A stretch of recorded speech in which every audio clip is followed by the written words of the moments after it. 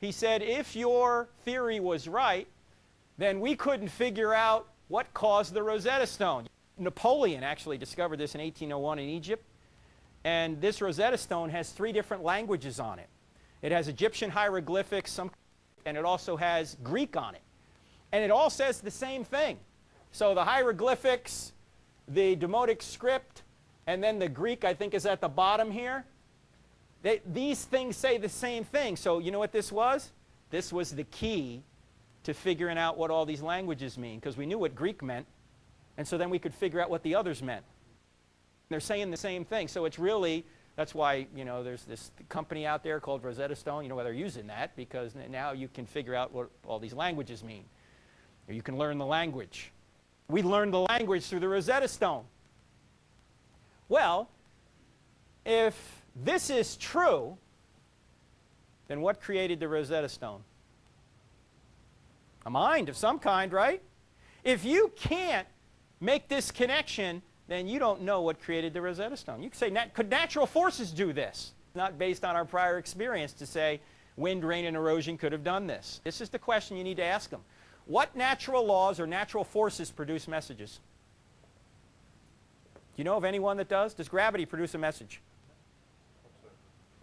Gravity can call snow to fall, but gravity cannot write your name and address in the snow. Right?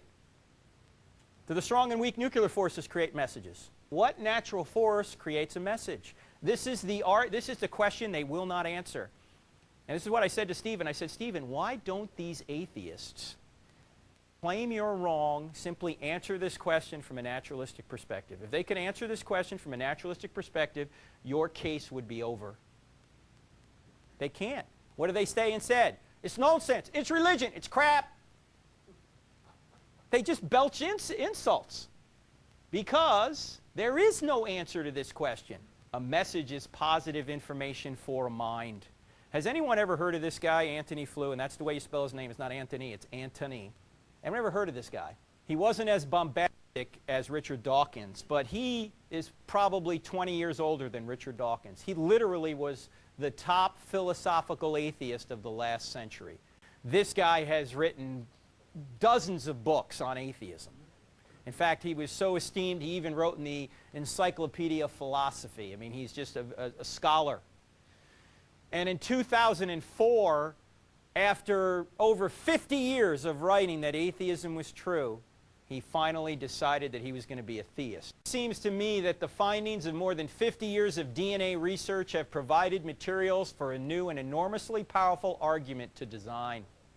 What do you think the atheistic colleagues, who for so many years considered him a hero, how do you think they treated him after he said this? Crap, nonsense, religion, right? They basically just called him senile. And he went on to say, I'm not senile. In fact, this guy did not become a Christian. He didn't even believe in the afterlife. So it wasn't like an older man trying to get fire insurance before checking out. He just said, following the evidence where it leads. And the evidence leads back to some kind of intelligence. He's just being honest. He wrote a book. It said, There is no God, and the title of the book, it's crossed out, No, there is a God.